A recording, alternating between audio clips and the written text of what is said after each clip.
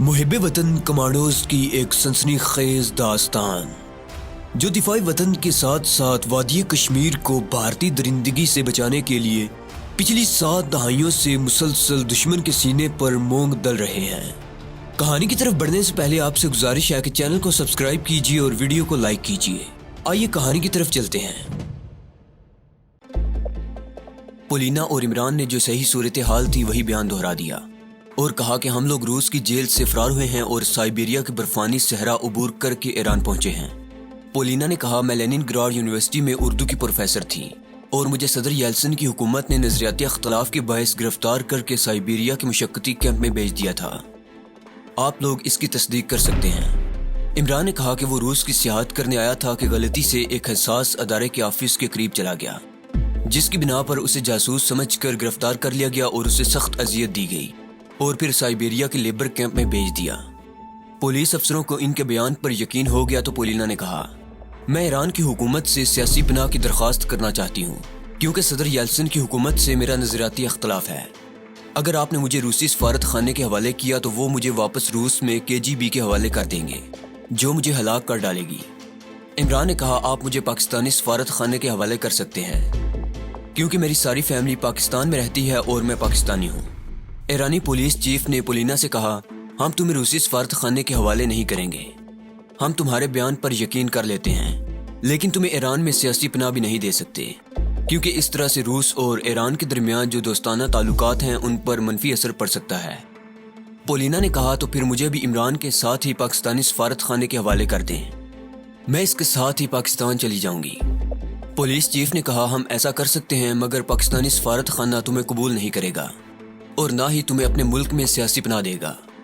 हाँ, अगर तुम चाहो तो हम तुम्हें यहाँ से फ्रांस या इंग्लिस्तान जाने की इजाज़त दे सकते हैं, लेकिन इसके लिए भी तुम्हें रूसी सफारत खाने वालों से अपना पासपोर्ट वगैरह बनवाना पड़ेगा। पोलिना ने कहा, यह तो वही बात हुई, रूसी सफारतकार मुझे फ़ौरन पकड़ लेंगे, वो कभी मुझे पासपोर्ट बनाकर नहीं देंगे। पुलिस चीफ ने नफ़ी में सर हिलाते हुए कहा, फिर हम मजबूर हैं कि तुम्हें यही कहें कि वापस रूस चली जाओ और उनके आगे अपने मुकदमे की वकालत करो। पोलिना ने कहा, क्या ऐसा नहीं हो सकता कि आप मुझे तेहरान में कुछ रोज़ क़याम करने की इजाज़त दे दें? इस दौरान मैं सोच समझ कर कोई फ़ैसला कर लूँगी कि मुझे क्या करना चाहिए। पुलिस चीफ ने कहा, इमरान को तो हम पाकिस्तानी सफारत खाने पहुँचा देंगे लेकिन तुम्हें तेहरान पुलिस की निगरानी में रहना होगा और तुम अपनी रिहाइश गाह से बाहर नहीं निकल सकोगी। पोलिना परेशान हो गई। इमरान भी फिक्रमंद हुआ कि पोलिना किस मुसीबत में फंस गई है। इससे तो बेहतर था कि वो पुलिस स्टेशन जाने के बजाय अपने तौर पर पाकिस्तान की सरहद पार करने की कोशिश करते और कोयटा पहुंच जाते, मगर अब कुछ नहीं हो सकता था। इमरान पोलिना को इस हालत में बेयारो मददगार नहीं छोड़ना चाहता था, लेकिन वो ईरानी पुलिस को धोखा देकर पोलिना के साथ सरहद की तरफ फरार भी नहीं होना चाहता था। इसकी वजह यह थी कि ईरान के पाकिस्तान के साथ बड़े बरादराना ताल्लुकात थे। वो अपनी किसी हरकत से इन ताल्लुकात पर बुरा असर नहीं डालना चाहता था। इस मसले को पोलिना ने खुद ही हल कर दिया। उसने इमरान से कहा, इमरान, लगता है यहाँ से तुम्हारे और मेरे रास्ते जुदा हो रहे हैं। तुम पाकिस्तानी सफारत खाने चले जाओ, मुझे मेरे हाल पर छोड़ दो। मैं अपना कुछ न कुछ ऐसा इंतज़ाम कर लूँगी कि मुझे वापस रूस न जाना पड़े। इमरान ने कहा, मगर ये कैसे हो सकता है पोलिना, तुम यहाँ क्या कर सकोगी? पोलिना ने सख्ती से कहा, मैंने तुम्हें अपना फैसला सुना दिया है, तुम्हें कोई हक नहीं पहुँचता कि तुम मेरे फैसले को बदलने की कोशिश करो। इमरान आगे से कोई जवाब न दे सका। चुनांचे उसी रोज दोनों एक दूसरे से जुदा हो गए। पोलिना पुलिस की हिरासत में ही रही और इमरान को ईरानी पुलिस चीफ ने पाकिस्तानी सफारत खाने के हवाले कर दिया। पाकिस्तानी सफारत खाने के अफसर खास ने इमरान को अपने हाँ पनाह तो दे दी, मगर ईरानी हुक्काम के जाने के बाद वो इमरान पर बरस पड़ा कि तुम लोग स्मगलिंग करते फिरते हो। जब दूसरे मुल्क की पुलिस तुम्हें कैद करके पकड़ लेती है तो जेल तोड़कर भाग जाते हो और हमें बदनाम करने के लिए हमारे पास आ जाते हो। इमरान सफारतकार की सरजनश को खामोशी से सुनता रहा। जब सफारतकार उस पर काफ़ी बरस चुका तो इमरान ने कहा, बराए मेहरबानी मुझे पाकिस्तानी सफीर से मिला दिया जाए, मैं उनसे एक अहम मामले पर ज़ुबानी गुफ्तगू करना चाहता हूँ। सफारतकार ने सख्ती से जवाब दिया, सफीर साहब से मिलने की कोई ज़रूरत नहीं है, आप वहाँ बैठ जाएं, आप लोगों की वजह से हमारी बदनामी होती है। आप अपनी मुसीबत लेकर हमारे पास आ गए हैं, हम आपको पाकिस्तानी पुलिस के हवाले कर देंगे, फिर वो जाने और आप जाने। इमरान ने बड़े पुरसकून लहजे में कहा, मैं आपको एक टेलीफोन नंबर देता हूँ, उस नंबर पर मेरी बात करा दें, आपकी इनायत होगी। सफारतकार अफसर का पारा एक बार फिर चढ़ गया। कहने लगा, हम टेलीफोन पर आपकी किसी से बात नहीं करा सकते, آپ تشریف رکھیں, آپ کو پاکستان پہنچا دیا جائے گا. اسی دوران عمران نے میز پر پڑی ہوئی پنسل اٹھا کر کاغذ کے ایک ٹکڑے پر ایک نمبر لکھا اور سفارتکار کے سامنے رکھ دیا. یہ اسلام آباد میں دفتر خارجہ کے ایک اہم ترین عہدیدار کا نمبر تھا. برائے مہربانی اس نمبر پر میری بات کرا دیں. سفارتکار نے کاغذ پر لکھے ہوئے نمبر کو نگاہ غلط انداز میں دیکھا اور کاغذ کو ردی کی ٹوکری میں پھینکنا چاہتا تھا کہ نمبر پڑھ کر ایک لمحے کے لیے ٹھٹک گیا. ٹیلی فون نمبر کو غور سے پڑھا, پھر عمران کی طرف دیکھا اور قدرے سنجیدگی سے کہا, جانتے ہو یہ نمبر کس کا ہے؟ عمران نے کہا, میں تو جانتا ہوں کہ یہ نمبر کس کا ہے, آپ میری ان سے بات کرا دیجئے, پھر آپ کو بھی پتہ چل جائے گا کہ میں نے یہ نمبر آپ کو کس لیے دیا تھا. ٹیلی فون نمبر پڑھنے کے بعد قدرتی طور پر سفارتکار کا لہجہ ایک دم نرم پڑ گیا تھا, لیکن اسے یقین نہیں آ رہا تھا کہ یہ شخص میلے کچیلے کپڑوں میں اس کے سامنے کھڑا ہے اور جس کے پاس نہ پاسپورٹ ہے نہ ویزا ہے اس نمبر پر بات کر سکتا ہے. مگر نمبر بھی حکومت کی ایک ایسی شخصیت کا تھا کہ سفارتکار بھی ایک دفعہ اندر سے ہل گیا تھا. عمران نے کہا, پلیز یہ نمبر ملا دیجئے, یہ بہت ارجنٹ ہے. سفارتکار نے ٹیلی فون کا ریسیور اٹھا کر نمبر ڈائل کرتے ہوئے عمران سے پوچھا, میں کیا کہوں کہ کون بات کرنا چاہتا ہے؟ عمران نے کہا, کہہ دیجئے نمبر 201 آپ سے بات کرنا چاہتا ہے.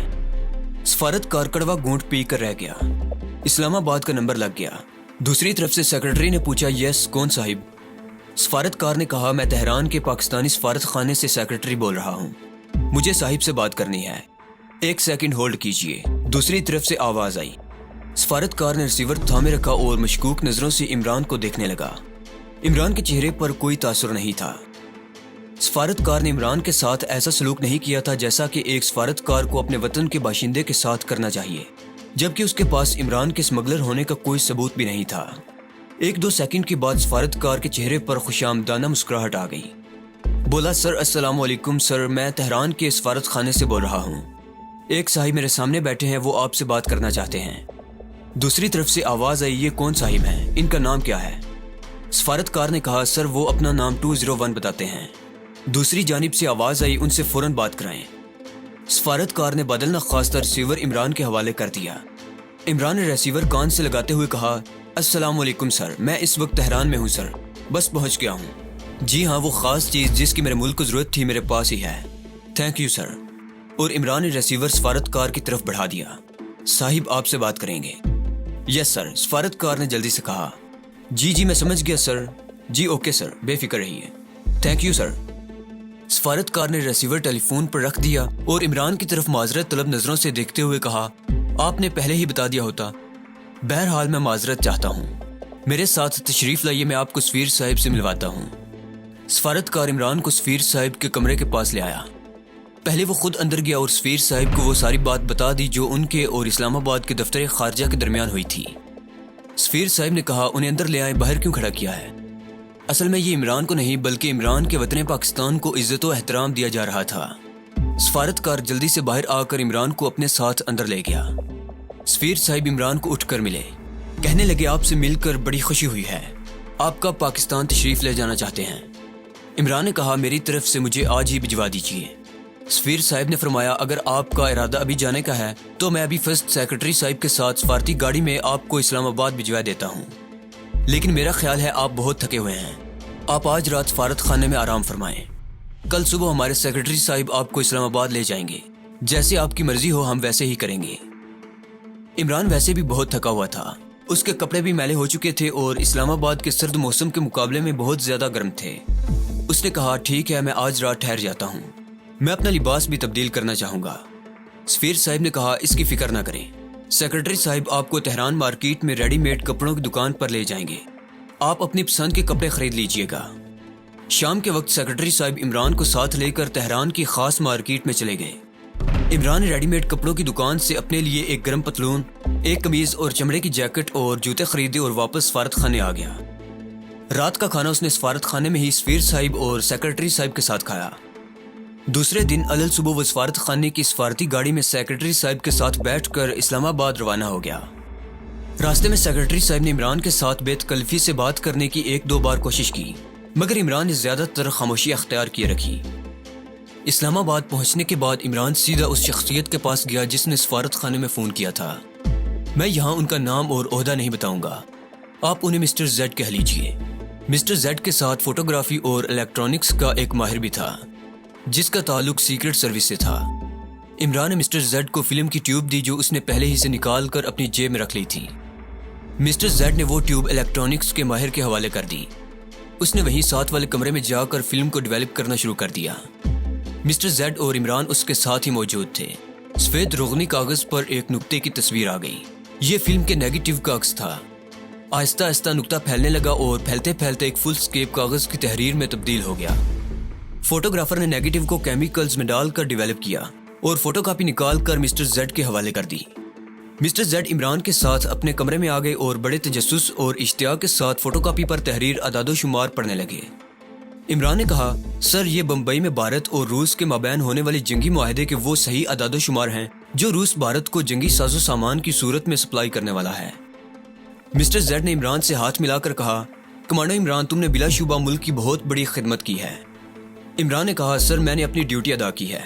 मैंने वो फर्ज अदा किया है जो मेरे वतन पाकिस्तान ने मुझ पर आयद किया था, और पाकिस्तान के लिए तो हम पाकिस्तान के कमांडो अपनी जान भी कुर्बान करने से दरेग नहीं करेंगे। जज़ाकल्लाह जज़ाकल्लाह। मिस्टर जेड बेअख्तियार पुकार उठे। इमरान ने कहा, सर मेरा साथी कमांडो जिब्रान बम्बई में मेरा इंतजार कर रहा है। उसको कुछ मालूम नहीं कि मुझ पर क्या गुजरी है और मैं कहां से कहां पहुंच चुका हूं। मेरी दरख्वास्त है कि मुझे अब इजाजत दीजिए।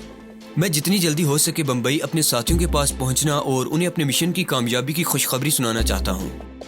मिस्टर जेड ने कहा, इस सिलसिले में हम तुम्हारी क्या मदद कर सकते हैं, हमें बताओ।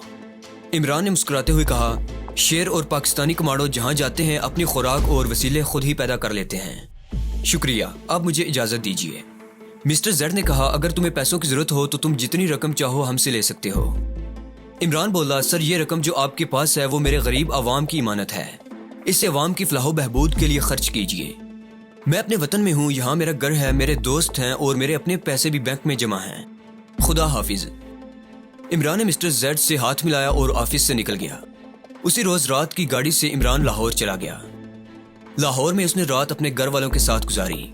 उसके घर वालों ने इमरान से कुछ न पूछा कि वो इतने दिन कहाँ रहा। ना ही इमरान ने उन्हें अपने एडवेंचर और अपनी ड्यूटी के बारे में कुछ बताया। इमरान के घर वालों को मालूम था कि उसकी ड्यूटी की नोयत इस किस्म की है कि उसे कुछ मालूम नहीं कहाँ कहाँ जाना पड़ता है। अगले दिन इमरान ने बैंक में अपनी जमा शुदा महदूद सी रकम में से कुछ पैसे निकलवाए और घर में किसी को इतला दिए बगैर सीधा रेलवे स्टेशन पहुंचा और ट्रेन में सवार हो गया। उसे मालूम था कि यह ट्रेन किस वक्त लाहौर के स्टेशन से चलती है। ये ट्रेन जिस शहर को जाती थी हम उसका नाम यहाँ मसलहतन नहीं बताएंगे, क्योंकि उस शहर से 50 मील शुमाल की जानिब कमांडो इमरान ने भारत का बॉर्डर क्रॉस करना था। हम ये भी नहीं बताएंगे कि इमरान ने कैसे और किस जगह से बॉर्डर क्रॉस किया और वो कौन लोग थे जिन्होंने इमरान को बॉर्डर क्रॉस कराया। कमांडो इमरान भारत की सरजमीन में पहुंच गया। जहां से उसने बॉर्डर क्रॉस किया था वहां से वो एक लारी में बैठा और पूरा एक दिन और एक रात का सफर तय करके मकबूजा कश्मीर पहुंच गया। यहाँ उसने पहली फुर्सत में कश्मीरी मुजाहिदीन से मुलाकात की। उनकी जुबानी इमरान को मालूम हुआ कि भारत कारगिल सेक्टर में किसी बड़े हमले की तैयारियां कर रहा है। कश्मीरी मुजाहिद गफ्फार भट्ट ने उसे बताया कि भारत इस दफा मुजाहिदीन के खिलाफ अपनी एयरफोर्स इस्तेमाल करने का इरादा रखता है। उसने कहा, श्रीनगर एयरपोर्ट पर भारत की रूसी साख्त के 70 बमबार तैयारे और इतनी ही तादाद में लड़ाका मग तैयारे बिल्कुल तैयार खड़े हैं। कारगिल सेक्टर में भारत ने अपनी एक डिवीजन फौज के अलावा बू फोर्स तोपों पर मुश्तमिल अपना तोप खाना भी ले आया है। इनमें फील्ड गन्ने भी हैं और मीडियम तोपे भी हैं। इसकी वजह यह है कि मुजाहिदीन ने कारगिल सेक्टर में भारतीय फौज की 3 अहम चौकियों पर कब्जा कर लिया है, जिससे भारतीय सेना की सियाचिन की सप्लाई का रास्ता बंद हो गया है। कमांडो इमरान ने कहा, अगर भारत ने एयरफोर्स इस्तेमाल की तो हमारे मुजाहिदीन को भारी नुकसान पहुंचने का खतरा है, क्योंकि इनके पहाड़ों की ढलानों पर मोर्चे हैं। मुजाहिद गफ्फार भट्ट बोला, इस तरह भारत को भी शदीद खतरा है कि मुजाहिदीन उसके बमबार और लड़ाका तैयारों को बड़ी आसानी से गिरा सकेंगे, क्योंकि भारत के जहाज मुजाहिदीन के मोर्चों के सामने से होकर गुजरेंगे और वो मुजाहिदीन की जद में होंगे। इसके बावजूद खतरा है कि कहीं मुजाहिदीन को भारी जानी नुकसान न उठाना पड़े, क्योंकि मुजाहिदीन के पास इतना असलिहा नहीं है कि वो आमने सामने की जंग में असलिहा और जंगी साजो सामान के एतबार से भारतीय फौज का ज्यादा देर तक मुकाबला कर सकें। तुम्हारे ख्याल में मुजाहिदीन को क्या करना चाहिए? इमरान ने पूछा। गफ्फार भट्ट बोला, मुझे मिलने वाली रिपोर्ट के मुताबिक कारगिल सेक्टर में तैनात भारतीय फौज को बहुत बड़ी मिकदार में असलिहा और गोला बारूद सप्लाई किया जा रहा है। भारत यहाँ टैंक भी ला रहा है। हमें भारत की फौजी ताकत की मुकम्मल रिपोर्ट चाहिए और ये भी मालूम होना चाहिए कि भारत कारगिल सेक्टर में किस पहाड़ी पर तोपों के मोर्चे तैयार कर रहा है। हमारे मुजाहिदीन ने ये इतला हासिल करने की बहुत कोशिश की है, लेकिन हम नाकाम रहे हैं। بھارتی فوج نے کارگل کی پہاڑی کے بالکل سامنے والی پہاڑی پر مورچے قائم کیے ہوئے ہیں۔ اس پہاڑی اور اس کے ساتھ والی پہاڑی پر بھارتی توپ خانے نے خفیہ جگہوں پر توپیں نصب کر دی ہیں، مگر ان توپوں کو اس طرح کیموفلاج کیا گیا ہے کہ لاکھ کوشش کے باوجود ہمارے مجاہدین توپوں کے مورچوں کا کھوج نہیں لگا سکے۔ عمران نے کہا، میں نے راستے میں جموں کشمیر روڈ پر بھارتی فوجی کانوائیوں کی غیر معمولی نقل و حرکت نوٹ کی تھی۔